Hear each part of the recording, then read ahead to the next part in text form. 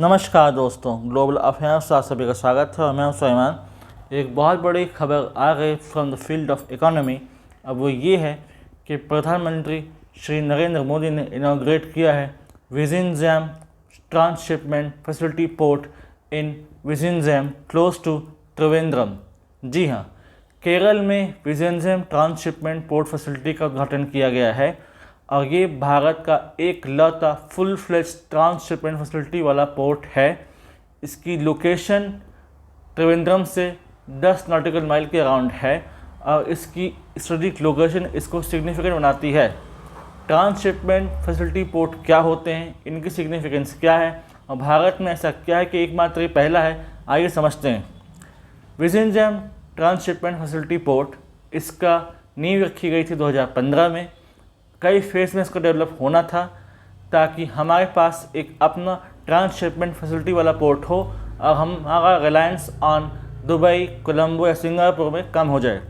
क्या होता है ट्रांसशिपमेंट फैसिलिटी पोर्ट में, आइए समझते हैं। दरअसल आप देखते होंगे कि बड़े बड़े शिप्स, बड़े बड़े वेसल्स डॉक करते हैं इंटरनेशनल पोर्ट्स में और यहाँ पर कई देशों के सामान होते हैं, यूएस के, इंडिया के, चाइना के, सिंगापुर के, और फिर यहाँ से सामान अनलोड किया जाता है और स्मॉल फीडर वेसल में उनको दोबारा लोड करके उनके डेस्टिनेशन में भेजा जाता है। इसलिए यहाँ इसकी सिग्निफिकेंस बढ़ जाती है। अब यदि कोई भारत का सामान है इंटरनेशनल वाटर्स से आ रहा है तो उसको अभी कोलंबो रखना पड़ता है। कोलंबो से फिर ये दोबारा लोड होता है दूसरे स्मॉल फीडर वेसल्स में और फिर ये इंडिया पहुँचता है। इसमें बहुत टाइम कंज्यूम होता है और भारत का बहुत ज़्यादा खर्चा लगता है और एक प्रकार से फॉरेन कंट्री पर रिलायंस, फॉरेन कंट्री पर हमारी जो डिपेंडेंसी है वो ज़्यादा बढ़ जाती है। तो इन सब को ख़त्म करना बहुत ज़्यादा ज़रूरी था। और फिर जब कोलंबो श्रीलंका जैसे छोटे से देश में खुद का ट्रांसशिपमेंट फैसिलिटी हो सकती है तो फिर भारत में क्यों नहीं, जहाँ पर 13 मेजर पोर्ट्स हैं। इसलिए इसकी सिग्निफिकेंस बहुत ज़्यादा है और इसका उद्घाटन आज पीएम के द्वारा किया गया। इस फंक्शन में chief minister of Kerala Pinarayi Vijayan, Trivandrum के एमपी शशि थरूर भी मौजूद थे, उन्होंने उनको वेलकम किया और ये बहुत सिग्निफिकेंट है with regard to development of maritime economy. अगर हम बात करें तो इसको डेवलप किया है अदानी पोर्ट्स एसईजेड लिमिटेड और केरला गवर्नमेंट ने, यानी कि पब्लिक प्राइवेट पार्टनरशिप का एक मॉडल है जिसने अपने गिवन टाइम लिमिट में काम किया।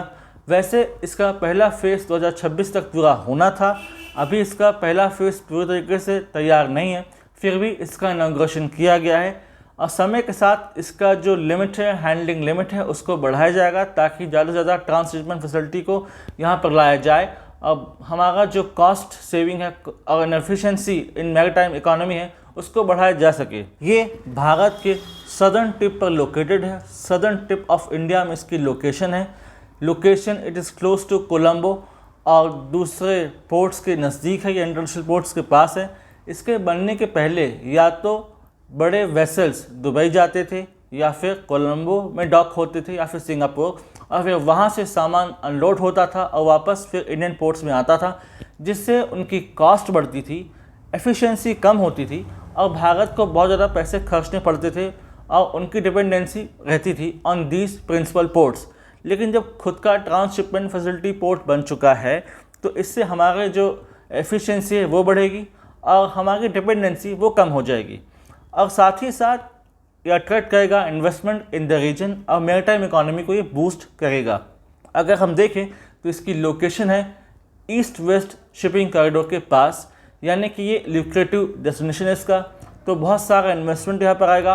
बहुत सारे प्लेयर्स जो शिपिंग इंडस्ट्री में इन्वॉल्व हैं वो अपना आउटलेट यहाँ लाएंगे, बहुत सारे कंटेनर टर्मिनल्स यहाँ पर आएंगे, तो ह्यूज जॉब अपॉर्चुनिटी यहाँ पर है, ह्यूज पोटेंशियल ऑफ ग्रोथ यहाँ पर है। यानी कुल मिलाकर केरल की इकोनॉमी को बहुत ज़्यादा बूस्ट मिलेगा, नेशनल इकोनॉमी को यहाँ पर बूस्ट मिलेगा और देखें तो रीजन में एक अब दबदबा जो है मैरीटाइम इकोनॉमी का वो भारत के पर्सपेक्टिव में और ज़्यादा बढ़ेगा। विज़िनज़ैम पोर्ट में सेमी ऑटोमेटेड सिस्टम इंस्टॉल किया गया है। AI driven traffic management system है ताकि स्मूथ और एफिशिएंट ट्रैफिक मैनेजमेंट किया जा सके और टाइमली मैनेजमेंट हो, सारे पोर्ट फैसिलिटी का, और जो ट्रैफिक है वो इफेक्टिवली यहाँ से मूव कर सके from one port to another. अब एक पोर्ट से दूसरे पोर्ट में जाने में समय कम लगेगा और जो फीडर फैसिलिटी की ज़रूरत पड़ती थी वो उतनी नहीं पड़ेगी। भारत में ही सामान आएगा, डॉक किया जाएगा और यहीं से फिर अनलोड होकर दूसरे पोर्ट में जा सकता है, या विद इन इंडिया अगर इंटीरियर्स में जाना हो तो वो अनलोड करके हम थ्रू ट्रक इंटीरियर्स में भेज सकते हैं। दुबई, कोलंबो, सिंगापुर अपने ट्रांसशिपमेंट फैसिलिटी के कारण अच्छा खासा रेवेन्यू जनरेट करते थे, अच्छा खासा डॉलर्स में कमाते थे, जिससे उनको फ़ायदा होता था। लेकिन अब जब विज़ेंजम पोर्ट में खुद का ट्रांसशिपमेंट फैसिलिटी होगी तो फिर यहाँ पर पैसे कमाए जाएंगे, यहाँ पर इकोनॉमी को बूस्ट मिलेगा, लोकल इकोनॉमी बूस्ट होगी, ग्रोथ होगा, जॉब्स आएंगी, यानी कुल मिला के रीजनल इकोनॉमी के लिए बहुत अच्छी खबर है, बहुत अच्छा डेवलपमेंट ये है। ये एक स्टेप है टू काउंटर चाइना। चाइना को मैरीटाइम इकोनॉमी काउंटर करने के लिए, उसके बढ़ते हेजेमनी को काउंटर करने के लिए भी बहुत ज़्यादा ज़रूरी था। उसने एक सीरीज़ ऑफ पोर्ट्स बना रखे हैं, फिर चाहे वो ग्वादर हो, हम्बनटोटा हो, बांग्लादेश के पोर्ट्स हों, तो इनको भी टफ कंपटीशन दिया जाएगा ताकि हम एक काउंटर कर सकें इन एग्जिस्टिंग ट्रांसशिपमेंट फैसिलिटी को और नए क्लाइंट्स जोड़ सकें, बड़े शिप वेसल्स उनको अट्रैक्ट कर सकें कि वो विज़ेंजम पोर्ट आएँ, यहाँ डॉक हों और फिर यहाँ से सामान अनलोड करके दूसरी जगह भेजा जा सके। ऐसा नहीं है कि केवल विज़ेंजम पोर्ट में ही ट्रांसशिपमेंट फैसिलिटी को बनाया जा रहा है, बहुत से ऐसे पोर्ट्स इंडिया में जहाँ इस पर काम चल रहा है। अभी विज़ेंजम पोर्ट का इनॉग्रेशन किया गया है, इसके कई फेजेस हैं, समय के साथ इसको और एक्सपेंड किया जाएगा ताकि और ज़्यादा ट्रैफिक को हैंडल कर सके और बहुत आसानी से यहाँ पर जो ट्रैफिक है ऑफ लोडिंग अनलोडिंग वो ईजीली एंड स्मूथली हैंडल किया जा सके। विज़ेंजम पोर्ट फैसिलिटी को नेशनल हाईवे से और इंडियन रेलवे से भी जोड़ा जाएगा ताकि एक अच्छा खासा नेटवर्क क्रिएट कर सके। इसको भारतमाला और सागरमाला इनिशिएटिव से भी जोड़ा जाएगा और इसको और स्ट्रेंथन किया जाएगा। ये भारत के सागर इनिशिएटिव को ही फुलफिल करता है, सागर डॉक्ट्रिन, जिसका मतलब है security and growth for all in the region, यानी कुल मिलाकर एक विन विन सिचुएशन है for centre and state. Local jobs generate होंगे, लोकल इकोनॉमी बूस्ट होगी, स्टेट इकोनॉमी बूस्ट होगी और नेशनल इकोनॉमी बूस्ट होगी, जिससे हम मैरीटाइम इकोनॉमी को एक नेक्स्ट लेवल में ले जा सकेंगे, जहां पर cutting edge technology, AI system, automated system का यूज़ होगा। इससे हमारा एक्सपोर्ट पोटेंशियल बढ़ेगा और इकोनॉमी को भी बूस्ट मिलेगी। जब ये बन रहा था तब लोकल फिशरमैन ने प्रोटेस्ट किया क्योंकि उनको लगा कि उनके लिवलीहुड को थ्रेट है। हालांकि गवर्नमेंट ऑफ केरल ने इसको एफिशिएंटली हैंडल किया, उनके लिए रिहैब कैंप्स, रिहैब स्कीम्स लाई गई ताकि इसके डेवलपमेंट में कोई दिक्कत ना हो और ये स्मूथली काम कर सके, इसका स्मूथ डेवलपमेंट हो सके।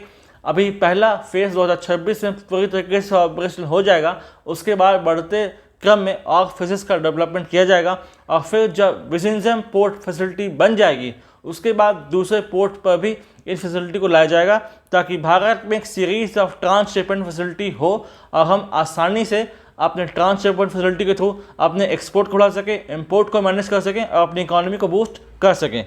इस संबंध में और इन्फॉर्मेशन अगर आती है तो मैं आप लोगों के लिए एक सेपरेट वीडियो जरूर बनाऊंगा। आप बताइए आपको वीडियो कैसा लगा, आपके थॉट्स क्या हैं, आप क्या ओपिनियन रखते हैं और किस प्रकार से गवर्नमेंट ने काम किया, आप क्या सोचते हैं, इस बारे में जरूर बात रखिएगा अपनी। The comment section is always yours. Thanks for watching. Do like, share, subscribe the video, advice for this video for the knowledge of people. यदि आप हमसे जुड़ना चाहते हैं तो आप इंस्टाग्राम, टेलीग्राम के थ्रू हमसे जुड़ सकते हैं। इसका लिंक डिस्क्रिप्शन में दिया गया है, आप जाइए और इस लिंक थ्रू इस फैमिली को ज्वाइन कीजिए। Thanks for watching. जय हिंद, जय भारत।